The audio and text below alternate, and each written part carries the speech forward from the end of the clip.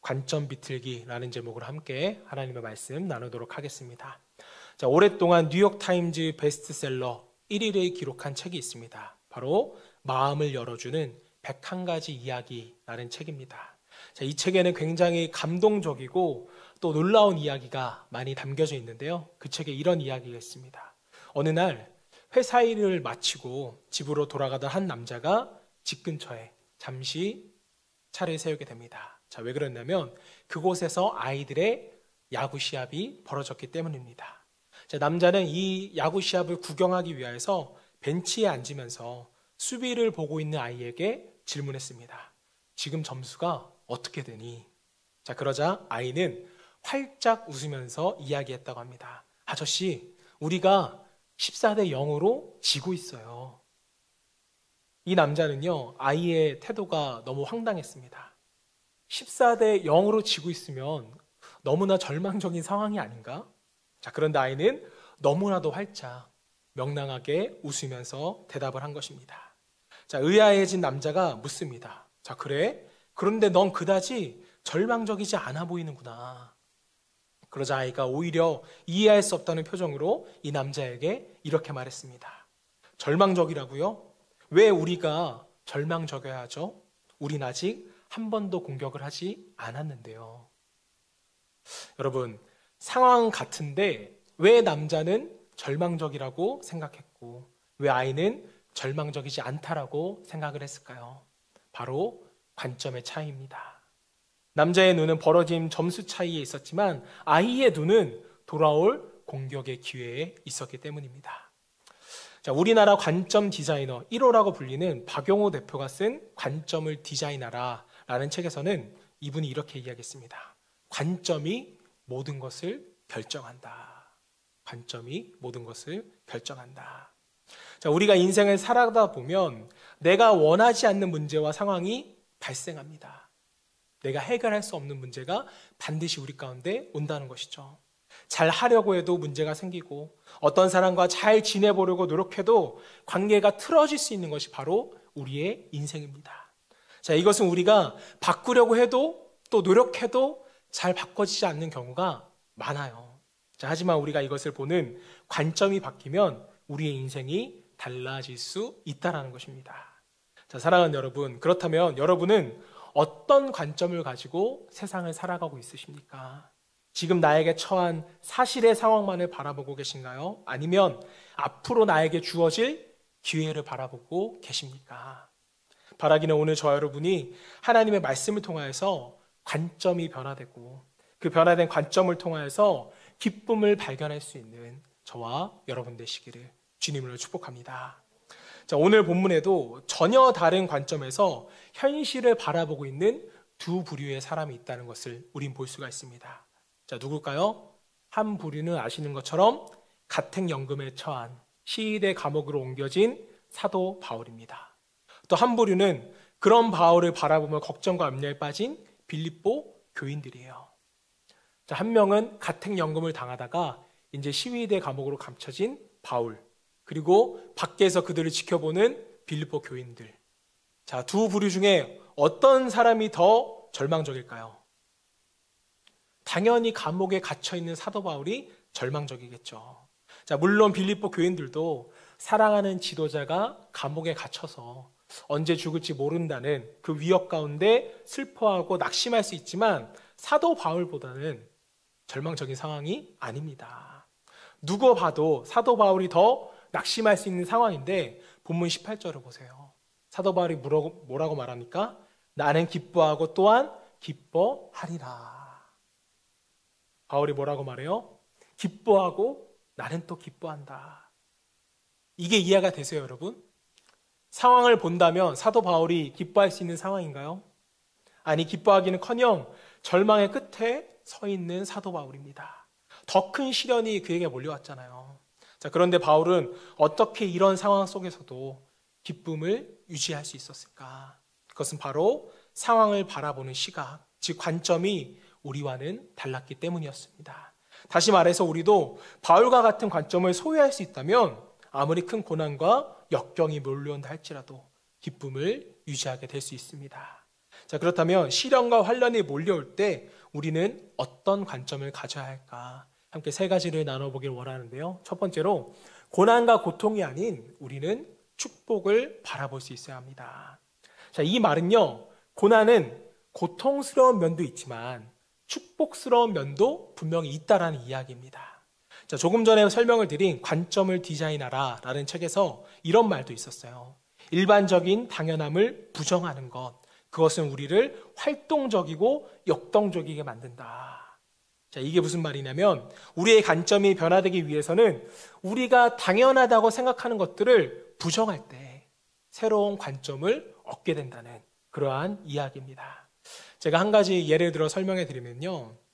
제가 갈매교회에서 사역을 했을 때 이전까지는 중고등부가 없다가 제가 사역지 약 4년 반년 전에 왔을 때 제가 처음 왔을 때 중고등부 예배가 처음으로 생기게 됐습니다. 자, 그러니까 중고등부에 있는 아이들은요, 중고등부 예배를 다 처음 드려보는 거예요. 이전에는 안 드려봤으니까. 자, 그런데 제가 아무리 말씀을 열심히 전해도 아이들이 별로 안 웃어요. 그리고 지루해하는 표정이 역력했습니다. 아시겠지만 사춘기 아이들은 별짓을 다 해도 웃지 않습니다. 자, 그리고 그해 처음으로 아이들하고 중고등부의 캠프에 갔는데 이제 총신대학교에서 2박 3일 동안 열리는 캠프였습니다. 약 1000명의 아이들이 모여서 진행하는 캠프였는데 이 캠프도 아이들은 처음 가본 거예요. 그래서 예배를 드리게 됐는데 첫 번째 설교하시는 분이 그 캠프의 대표 목사님이었습니다. 약 나이는 한 60대 초반 정도 되시는 분 같은데 그분이 1시간 동안 설교를 하는데 아이들이 은혜 받아가는 모습이 아니라 점점 미쳐가는 모습을 제가 봤습니다. 몸이 마비되고 생각이 딴 데로 가는 게 보이게 되는데 그러다가 이제 예배가 끝나고 말씀이 끝나고 쉬는 시간이 되니까 어떤 한 아이가 와서 저한테 이렇게 말하더라고요. 목사님 설교가 훨씬 좋다는 걸 이제 알았습니다. 이제 그때 제가 겸손하게 아이에게 그때 대답해 줬어요. 당연한 소리 하지 말라고. 자, 그러니까 이 아이들은 교회에서 중고등부 예배가 제일 힘들고 지루한 줄 알았는데 다른 데서 예배를 드려보니까 저희 예배가 좋다라는 걸 알았다는 거예요. 아, 진짜 우리 교회가 좋은 교회였구나. 우리 교회 목사님이 설교를 잘하셨구나. 자, 여러분, 이 진실된 에피소드를 들으면서 어떤 생각을 하셨나요? 저는 우리가 당연하게 받아들이고 있는 것이 늘 당연한 것이 아닐 수도 있겠구나 라는 생각을 하게 되었습니다. 자, 다시 말해서 다른 환경에서 다른 관점으로 바라볼 때 우리는 새로운 통찰력을 가질 수 있게 된다는 것이죠. 자, 하지만 안타깝게도 대부분의 사람들은 고정된 시각과 환경에서 그것을 바라본다는 것입니다. 자, 대표적인 생각이 뭐냐? 고난은 고통이고 저주라는 생각입니다. 자, 그래서 일이 잘 풀리면 축복받은 것이고 일이 잘 안 풀리면 나는 저주받고 벌받는 것이다. 이렇게 생각을 한다는 거죠. 과연 그럴까요? 아닙니다. 만약 그런 관점에서 본다면 예수님을 만나고 바울처럼 저주받은 인생은 없어요. 예수 그리스도를 만난 뒤 사도 바울의 인생은 어떻게 됩니까? 일단 예수님을 영접한 순간 유대인들로부터 배신자라는 소리를 들었습니다. 가말리의 문화생에서 최고의 엘리트 코스를 밟았던 그가 하루아침에 배신자라는 이야기를 듣는 거예요. 여러분, 배신자라는 소리를 들어보셨습니까? 전 들어봤어요. 들어봤는데 그 배신자란 그 한마디 때문에 밤에 잠이 안 오더라고요. 어떻게 나한테 배신자라고 할 수 있지? 배신자란 소리는 그렇게 사람에게 상처를 줍니다. 자, 그렇다고 바울이 새롭게 들어간 기독교 공동체에게는 환영을 받았을까요? 아닙니다. 그동안 바울이 했던 짓이 있기 때문에 환영받지 못했어요. 자, 때문에 요주의 인물로 찍히는 바람에 13년간 자신의 고향이었던 다소에 들어가서 집거를 하게 됩니다. 자, 바나바의 도움으로 겨우 안디옥 교회에서 사역을 시작했지만 얼마 안 돼서 선교사로 떠나야만 했습니다. 이후 선교 여행은 어땠나요? 선교의 열매가 있었지만 그 열매를 맺기 위해 견디기 힘든 시련과 극심한 가난과 말할 수 없는 죽음의 위기를 사도 바울은 맞이해야만 했습니다. 성경을 보면 40대에서 한 대 감한 매를 3번이나 맞았다고 했어요. 이게 말이 3번이지 이렇게 3번 맞으면 죽는 겁니다. 그러니까 죽었다가 바울은 살아난 거예요. 자, 그리고 이제 점점 힘을 잃어가는 인생의 끝에서 편안해지기는커녕 그는 죄수의 신분으로 로마 감옥, 시위대 감옥에 갇히게 되는 것입니다. 여러분, 가택연금 상태에서 시위대 감옥으로 옮겨졌다는 것은요, 사형 선고는 다름없어요. 이 시위대 감옥이 있다는 게 어떤 건지 아세요? 시위대 감옥은요, 중죄인을 가두는 곳인데 4명의 군사들이 교대로 돌아가면서 사도 바울은 지킵니다. 바울의 양손은 각각 2 군인의 팔에 쇠사슬에 묶인 채 꼼짝할 수도 없어요. 그러면 그 묶인 팔을 간수들이 가만히 놔뒀을까요? 아니죠. 사도 바울을 때리고 욕하기를 24시간 멈추지 않았다는 것입니다. 단 한순간도 혼자 있을 수 없고 단 한순간도 편히 있을 수 없는 난폭하고 거친 군인들에 의해서 24시간 감시를 받게 되는 것입니다. 자, 무슨 말이에요? 예수님을 만나고 바울의 인생은요, 저주받은 인생 중에 가장 저주받은 인생이라고 말할 수가 있습니다. 사도 바울이 죄를 지었나요? 사도 바울이 한 것이라곤 복음을 전한 것밖에 없어요. 얼마나 억울했을까요? 또 얼마나 원망스러웠을까요? 얼마나 괴로웠을까요? 그런데 이런 상황 속에서 바울은 오늘 본문을 통해서 이렇게 고백을 하는 것입니다.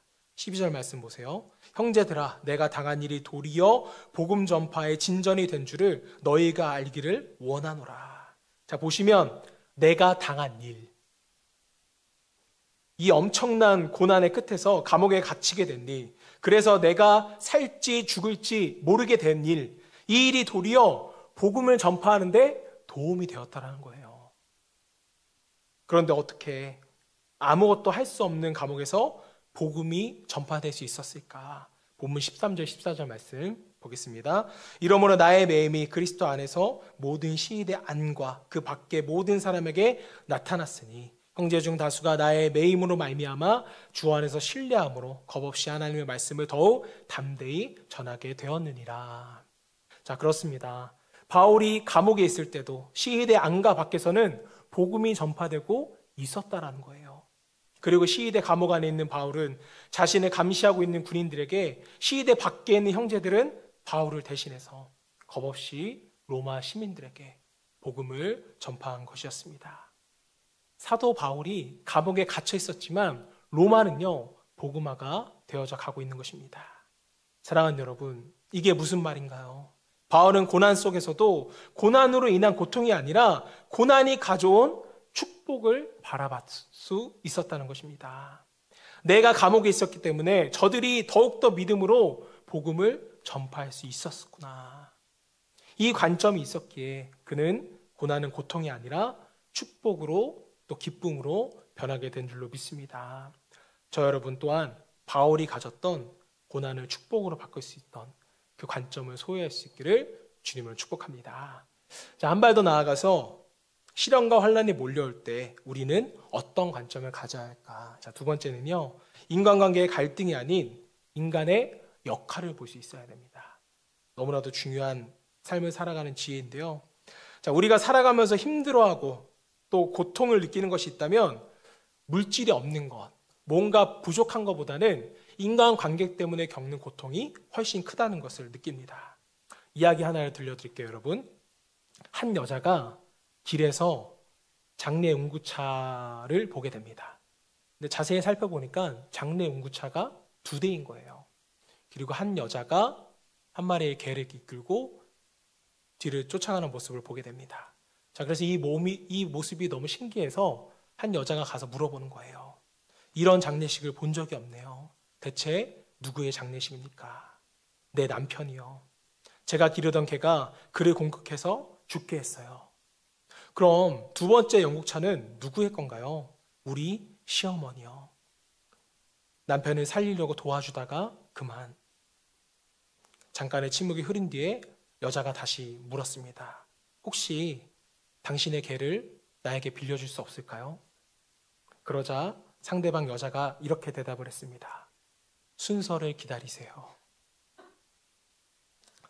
지난주 아빠 니은은 뭐야 보다 웃기셨나요? 네, 살아가면서 기쁨을 빼앗는 장애물 중에 하나가 있다면 여러분 바로 인간관계라고 생각을 합니다. 인간관계가 여러분 정말 쉽지 않아요. 그것은 바울에게도 마찬가지였습니다. 본문 15절 말씀. 어떤 이들은 투기와 분쟁으로, 어떤 이들은 착한 뜻으로 그리스도를 전파하니. 자, 로마에 있는 그리스도인들 중에는 어떤 사람들이 있었나요? 바울의 매임을 보면서 바울 대신에 내가 복음을 전해야겠다라는 착한 마음을 가진 사람도 있었지만 반면에 투기와 분쟁으로 복음을 전하는 사람도 있었다라는 겁니다. 자, 이런 사람들은 아마 로마 교회의 리더였을 거라고 추정을 합니다. 자, 왜 그들이 이렇게 투기와 분쟁으로 복음을 전했을까? 자, 그들은 바울이 로마에 오기 전까지는 칭찬과 존경을 한 몸에 받던 사람이었습니다. 근데 사도 바울이 와서 너무나도 탁월하게 복음을 전하니까 인기가 다 사도 바울로 쏠리게 되는 거예요. 그럼 뭐가 생기기 시작하죠? 질투가 생기잖아요. 질투와 시기심이 리더들 가운데 일어났습니다. 자, 그런데 때마침 가택연금 상태에 있었던 바울이 시위대 감옥으로 옮겨지면서 정말 내일을 기약할 수 없는 그러한 상태가 된 것입니다. 자, 그러면 이때 여러분 어떻게 해야 돼요? 로마 교회의 지도자라면 당연히 사도 바울을 위해서 기도하고 바울이 힘을 얻을 수 있도록 누구보다 열심히 복음을 전해야만 했습니다. 자, 하지만 그들은 그러지 않았다라는 것입니다. 물론 여러분 복음은 전했어요. 자, 그러나 성경은 그들이 착한 뜻으로 복음을 전한 것이 아니라 투기와 분쟁으로 복음을 전했다고 성경은 기록합니다. 자, 왜 그랬을까? 그 이유를 본문이 이렇게 답하고 있습니다. 17절입니다. 그들은 나의 매임에 괴로움을 더하게 할 줄로 생각하여 순수하지 못하게 다툼으로 그리스도를 전파하느니라. 자, 그들이 왜 복음을 전했다고요? 바울을 더 괴롭게 하기 위해서. 그런데 여러분 이상하지 않습니까? 그들이 복음을 전하는데 왜 사도 바울이 괴로워질까? 그것은 그들이 복음을 전하며 이렇게 말했기 때문이었습니다. 바울을 봐라. 바울이 하나님 앞에서 옳다면 왜 그런 고난을 당하겠느냐? 왜 점점 더 어려워지겠느냐? 하나님이 그를 왜 도우시지 않겠느냐? 그는 사도가 아니기 때문이다. 반면에 우리를 보라. 우리로 인하여서 복음이 얼마나 많이 전파되고 있느냐? 우리로 인해 얼마나 많은 사람들이 주께로 돌아오고 있느냐? 그런 우리야말로 하나님이 쓰시는 진정한 일꾼들이다. 이렇게 자신들을 홍보하는 것입니다. 그렇습니다. 그런 이유로 그들은 복음을 전했습니다. 하나님의 나라와 영광을 위해서가 아니라, 사도 바울과 동역하기 위해서가 아니라 바울을 공격하고 무너뜨리기 위하여, 또 자신들의 입지를 넓히기 위하여 복음을 전하는 것입니다. 자, 우리 주변에도 이런 사람들이 가끔 있어요. 나를 위한 것 같지만 뒤로는 내가 안 되길 바라는, 방해하는 사람들. 이런 사람을 만나면 정말 괴롭고 힘이 듭니다. 자, 마찬가지로 사도 바울은 얼마나 힘들었을까요? 더군다나 교회 안에서 이런 일이 생겼다는 것은 사도 바울에게는 정말로 큰 슬픔이었을 것입니다. 자, 하지만 사도 바울은 이렇게 말해요. 그 아픔을 딛고 18절입니다. 그러면 무엇이냐? 거칠애로 하니 참으로 하나 무슨 방도로 하든지 전파되는 것은 그리스도니 이로써 나는 기뻐하고 또한 기뻐하리라. 저들이 복음을 전하는데 진심이든 아니든 전파되는 것은 그리스도이기 때문에 나는 기뻐한다. 이게 무슨 말인가요? 바울의 초점이 인간관계에서 오는 갈등에 있었던 것이 아니라 복음을 위해서 쓰임받는 그들의 역할이 있었다는 거예요. 관계가 아니라 그들의 역할을 바라본 것입니다. 사랑하는 여러분, 왜 우리는 인간관계에서 기쁨을 상실하고 있는 것일까요? 왜 우리는 바울처럼 뺏기지 않는 기쁨을 누리지 못하는 것일까?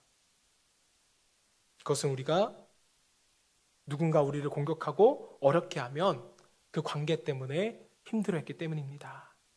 그것은 우리의 눈이 여전히 우리를 힘들게 하는 그 사람에게 머물러 있기 때문이죠. 자, 만약에 지금 여러분의 삶 가운데 여러분이 힘들게 하고 어렵게 하는 사람이 있다면 그 사람과의 관계에서 오는 상처에 집중하는 것이 아니라 그 사람의 역할을 통하여서 나를 성숙해 하는 하나님의 능력을 기대하시길 소망합니다. 관계 때문에 상처받을 필요가 없어요. 그 관계를 통하여서 여러분을 성숙해 하는 그 성숙에 기대하시기를 바랍니다. 여러분의 눈이 그 사람의 역할을 볼 수 있는 관점으로 변화되어질 때 우리는 바울과 같이 복음의 기쁨으로 살아가게 되는 줄로 믿습니다. 자, 마지막으로 시련과 환난이 몰려올 때 우리는 어떤 관점을 가져야 할까? 자, 마지막 세 번째는요. 내 속의 자아가 아닌 우리 주님을 볼 수 있어야 됩니다. 내 속의 자아가 아니라 우리 주님을 볼 수 있어야 된다.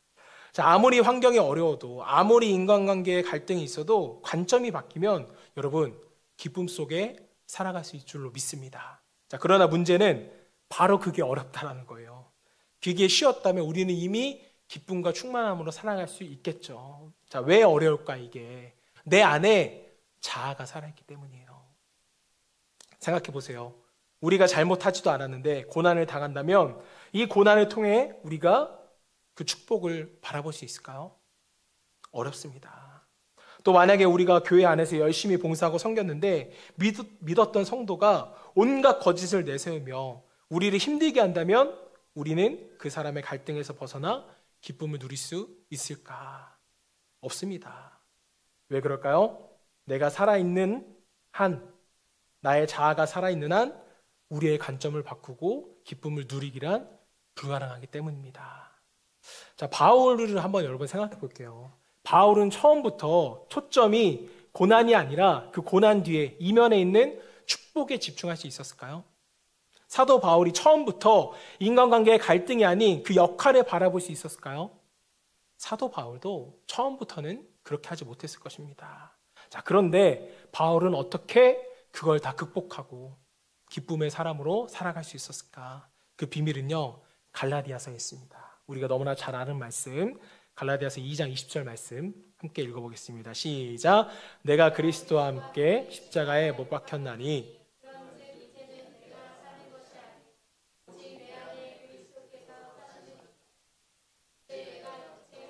사는 것은 나를 사랑하사 나를 위하여 자기 자신을 버리신 하나님의 아들을 믿는 믿음 안에서 사는 것이다. 말씀을 보시면 바울의 자아가 어떻게 됐대요? 십자가에 못 박혔대요. 죽었다는 것입니다. 자, 그러니 이제 바울은 자신 안에 자신이 사는 게 아니라 그리스도가 살게 되었다는 거예요. 그래서 바울은 오늘 빌립보 교인들에게 편지를 쓰면서 이렇게 말합니다. 빌립보서 1장 1절 그리스도 예수의 종 바울과 디모데는 그리스도 예수 안에서 빌립보에 사는 모든 성도와 또한 감독들과 집사에게 편지하노니. 말씀을 보시면 사도 바울이 지금 어디서 편지를 합니까? 그리스도 예수 안에서. 사실 지금 사도 바울이 어디서 편지하고 있는 거예요? 사실은 시위대 감옥 안에서 편지를 하고 있는데 사도 바울은 나는 지금 감옥에 갇힌 것이 아니라 예수 안에 갇혀 있다. 이렇게 놀라운 고백을 하는 것입니다. 여러분, 시위대 감옥 안에서 사도 바울은 이미 죽었습니다. 이미 죽었기 때문에 내가 사는 것이 아니라 예수가 사는 것이다. 이렇게 고난의 현실에서 절망하지 않고 낙심하지 않고 또 인간관계에서 오는 갈등으로 인해 상처받지 않고 아파하고 힘든 것이 아니라 예수 안에서 살아가고 있기 때문에 그는 이런 놀라운 기쁨의 고백을 하게 된 것입니다. 자, 내가 그리스도와 함께 십자가에 못 박혔나니 그런즉 이제 내가 산 것 아니요 오직 내 안에 예수께서 사신 것이라. 이제 내가 육체 가운데 사는 것은 나를 사랑하사 자기 몸 버리신 예수를 위해 산 것이라. 여러분, 이 찬양의 고백이 저와 여러분의 고백이 될 수 있기를 축복합니다. 사랑하는 여러분, 여러분의 자아는 죽으셨습니까? 고난의 고통에 쉽게 주저앉고 원망과 불평을 쏟아놓으며 기쁨을 상실한 채 혹시 살아가고 있지는 않으십니까? 그렇다면 여러분의 자아는 아직 살아있는 것입니다. 기억하세요. 내 속에 있는 자아가 죽지 않으면 내 속에서 사시는 주님은 절대 보이지 않습니다. 오늘 저와 여러분 모두가 십자가의 나의 자아를 죽임으로써 예수 그리스도 안에서 새로운 생명과 기쁨으로 살아갈 수 있기를 주님으로 축복합니다. 자, 서두에 소개한 이야기 책에서 나온 이야기 하나를 더 말씀드리고 말씀을 정리하겠습니다. 자, 중병에 걸린 두 사람의 이야기가 서두에 소개해드린 마음을 열어주는 101가지 이야기에 나옵니다. 자, 그들은 큰 병원에 같은 병실에 입원을 해 있었습니다. 병실은 아주 작았고 바깥 세상을 내다볼 수 있는 창은 하나밖에 없었다고 합니다. 자, 그런데 창가에 침대가 있는 환자는 오후에 1시간씩 치료를 받기 위해서 침대에서 몸을 일으킬 수 있었다고 합니다. 자, 그리고 그때마다 창가에 있는 환자는요, 창밖을 통해 보이는 바깥 세상에 대하여서 창의 반대편에 있는 환자에게 매일같이 알려주었다고 합니다. 창밖에는 아름다운 호수가 있고 호수를 떠다니는 오리와 백조들, 또 호수 주변에서 밝게 웃는 아이들과 또 젊은 여인들, 그리고 저 건너편 너머로 보이는 도시의 아름다운 모습들을 아주 자세하게 설명해 줬다고 합니다. 자, 그런데 매일매일 이러한 이야기를 듣다 보니까 안쪽에 있는 환자는 질투가 났다고 합니다. 왜 창가에 있는 저 사람만 이 특권을 누리는가? 침대의 위치를 바꿀 수 있다면 내가 무슨 짓인지 해야겠다라는 생각이 들었다고 합니다. 자, 그런데 어느 날 그가 천장을 바라보며 누워 있는데 창가에 환자가 갑자기 기침을 하면서 숨을 내몰아쉬기 시작했다고 합니다. 그는 손을 바둥거리면서 배를 누르려고 했지만 도저히 배를 누를 수 있는 상황이 아니었습니다. 반대편에 있는 다른 환자는 이 모습을 지켜보면서 배를 눌러줄 수 있었지만 배를 누리게 되면 내가 저 침대를 차지할 수 없을 것 같아서 그가 완전히 숨이 멎을 때까지 배를 누르지 않았다고 합니다. 자, 환자는 숨졌고 시신이 치워지자 병실에 들어온 간호사에게 적절할 때 침대를 창가 쪽에 옮기고 싶다고 이 환자는 요청을 했습니다. 자, 마침내 직원들이 와서 침대는 옮겨졌고 이 사람은 힘들게 몸을 일으켜 창밖을 바라보았다고 합니다. 자, 그런데 놀랍게도 창문 밖에는 아무것도 없었다고 합니다. 맞은편 건물의 회색 담벼락만이 그를 가로막고 있었을 뿐이었다고 합니다. 사랑하는 여러분, 이 이야기가 우리에게 주는 메시지는 뭘까요? 자아가 죽지 않으면 아무것도 보이지 않는다는 것입니다. 아니, 자아가 죽지 않으면 나를 사랑하사 나를 위하여 지금도 내 안에서 역사하시는 우리의 주님은 보이지 않는 것입니다. 주님을 볼 수 있도록, 아니 주님만 보일 수 있도록 여러분의 자아를 죽이시기를 바랍니다. 그러면 우리에게 다시금 숨어있는 기쁨이 보이게 되는 줄로 믿습니다.